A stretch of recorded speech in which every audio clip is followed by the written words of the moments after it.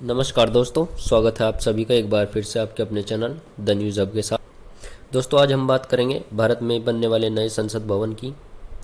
जहां एक तरफ देश में कोरोना जैसी महामारी से लड़ा जा रहा है, लोगों को स्वास्थ्य सेवाएं नहीं मिल पा रही हैं। ऐसे में क्या ज़रूरी है नई संसद भवन बनाया जाए, वो भी कोरोना काल में, ये एक प्रश्न है। इससे पहले कि हम नई संसद भवन के बारे में जानें, इससे पहले तो आइए थोड़ा जान लेते हैं कि जो वर्तमान में जो करंट हमारा पार्लियामेंट है उसके बारे में अभी थोड़ा जानते हैं, उसकी हिस्ट्री में थोड़ा जानते हैं। दोस्तों, हमारी वर्तमान की जो पार्लियामेंट है उसमें दो हाउस हैं। एक राज्यसभा जो कि अपर हाउस के नाम से जाना जाता है, और दूसरा है लोकसभा जो कि लोअर हाउस के नाम से जाना जाता है। सीट्स की अगर बात करें इसमें, तो दोनों हाउस की सीट कुल मिलाकर के 788 यानी कि 788 सीट हैं, जिसमें से 245 सीट्स जो है वो राज्यसभा की हैं और 543 सीट्स वो है लोकसभा की। राज्यसभा में अभी गवर्नमेंट के 118 सांसद, विपक्ष के भी लगभग इतने ही 118 ही सांसद उसके भी मौजूद हैं, और अभी जो 9 सीट है वो अभी वैकेंट है यानी कि खाली पड़ी हुई हैं। वहीं अगर बात लोकसभा की करें तो 543 सीटों में से 336 सीटें वो अभी गवर्नमेंट के पास हैं और 204 सीटें ओपोजिशन के पास है, जबकि यहाँ पर भी 3 सीट जो है वो खाली है, वैकेंट है। दोस्तों, पार्लियामेंट हाउस आप सभी जानते ही हैं, नई दिल्ली में स्थित है। देश के तमाम मुद्दों पर यहीं पर बहस होती है, यहीं से तमाम बिल भी पास कराए जाते हैं। दोनों सदनों से जब कोई बिल पास हो जाता है तो कानून बन जाता है, हम सभी जानते ही हैं इस बारे में। तो ये जो पार्लियामेंट है इसे ब्रिटिश गवर्नमेंट के अंदर बनाया गया था, यानी कि आज़ादी से पहले से बनाया गया था, और इसे दो आर्किटेक्ट एडविन लुटियंस और हर्बर्ट बेकर, इन दोनों आर्किटेक्ट ने जो है इस पार्लियामेंट को डिज़ाइन किया था। इस पार्लियामेंट को बनाने में ब्रिटिश सरकार को जो है वो 6 साल से ज़्यादा का समय लग गया था, और जनवरी 1927 को वेसियरी और governor general of India Lord Irwin के द्वारा इसे खोला गया था, यानी कि अब इसे 1927 में चालू कर दिया गया था कार्य के लिए। दोस्तों, अगर कॉस्ट की बात करें, लागत की बात करें कि इस बिल्डिंग को उस समय बनाने में कितना खर्च आया था, तो मैं आपको बता दूं 8.3 मिलियन रुपीज़, यानी कि अगर हम बात करें तो लगभग 83 लाख रुपए का खर्च उस समय पर इस पार्लियामेंट को बनाने में आया था। हालांकि ये उस समय पार्लियामेंट सोचकर नहीं बनाई गई थी, उस समय ब्रिटिश सरकार ने अपने तमाम कार्यों के लिए, रणनीति बनाने के लिए इसे बनाया था, लेकिन बाद में जब आज़ादी भारत को मिली तो हमने इसे पार्लियामेंट बना दिया। ये parliament 21 metre tall, 170 metre diameter और लगभग 2.4 हेक्टेयर यानी कि 6 एकड़ में फैली हुई है। यह पार्लियामेंट हर तरह की सुविधाओं से लैस है। अंग्रेजी शासन काल में बनी यह भव्य इमारत आज दुनिया की सबसे बेहतरीन पार्लियामेंट में से एक है। जब अंग्रेजी शासन भारत में चल रहा था तो बड़े बड़े अफसरों ने ये आइडिया आया कि कोई ऐसी जगह होनी चाहिए जहाँ से वो लोग अपनी अलग अलग रणनीति बना सकें। तो वहाँ से आइडिया आया, तब जाकर के उन्होंने अपनी एक ये बिल्डिंग बनाई थी। अब सन 2001 में पाकिस्तान द्वारा संसद भवन पर अटैक भी किया गया, बावजूद इसके ये संसद भवन आज भी मजबूती से खड़ी हुई है। लेकिन आज सरकार को दूसरी पार्लियामेंट चाहिए। लगता है अब वो लोग इस भवन से ऊब चुके हैं और सरकार अब नई पार्लियामेंट बनाना चाहती है, जहां एक तरफ लोगों को हॉस्पिटल, बेड और अन्य सुविधाएं नहीं मिल पा रही हैं, वहीं दूसरी तरफ ये नेता लोग अपने शौक पूरा करने से बाज नहीं आ रहे।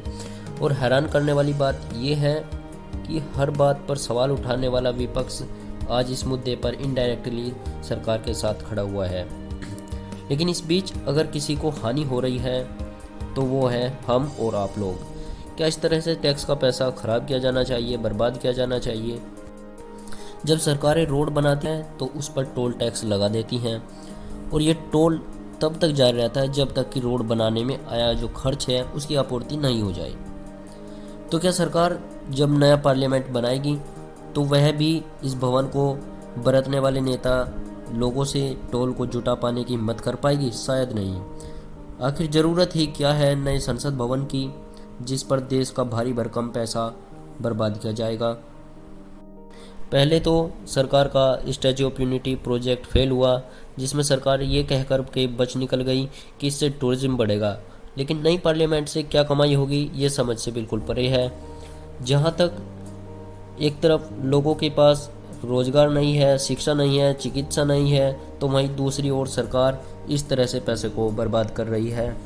दोस्तों, भारत का संसद भवन केवल 93 साल ही पुराना है, लेकिन नेता लोगों को इसकी चमक फीकी लगने लगी है। नेताओं को जनता संसद भवन भेजती है ताकि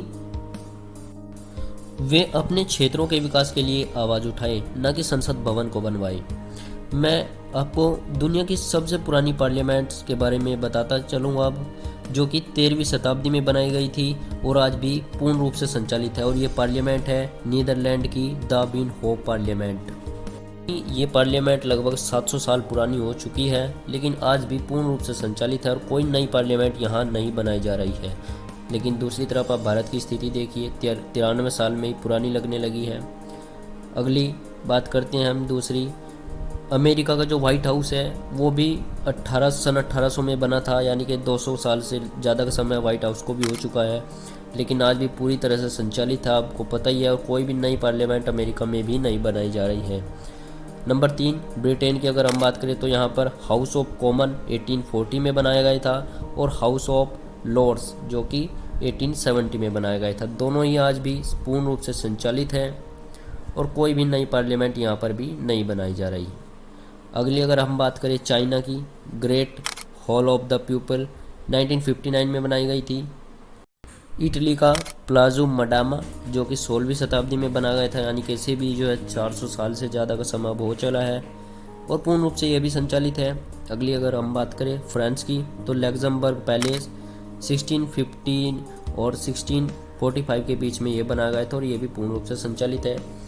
और ये सभी वो देश है जो कि भारत से काफ़ी आगे हैं और पूर्ण रूप से सक्षम है नई नई बिल्डिंग्स बनाने के लिए। बावजूद इसके ये लोग पुरानी जो इनकी पार्लियामेंट्स है उन्हीं से काम चला रहे हैं और जो पैसा है उसे अपने स्वास्थ्य हेल्थ पर, मेडिकल फैसिलिटीज़ पर खर्च करते हैं, ना कि नई नई बिल्डिंग्स और ये सब बनाने में। भारत की नई पार्लियामेंट भी नई दिल्ली में ही बनेगी। दिसंबर 2020 में इसे जो है बनाना शुरू कर दिया गया है। 2022 जुलाई तक इसे कंप्लीट किया जाना है। इसके खिलाफ सुप्रीम कोर्ट में भी याचिका डाली गई थी कि इसे नहीं बनाया जाना चाहिए, लेकिन सुप्रीम कोर्ट ने भी केंद्र सरकार को जो है क्लीन चिट दे दी है कि ये सरकार के अंडर आता है, हम इसमें इंटरफेयर नहीं करेंगे। और जो इसे बनाने में दोस्तों खर्च आएगा वो है 930, यानी कि 930 करोड़ रुपए का इसे खर्च आएगा बनाने में। 4 फ्लोर इसमें होंगे, इस पार्लियामेंट में 4 फ्लोर होंगे।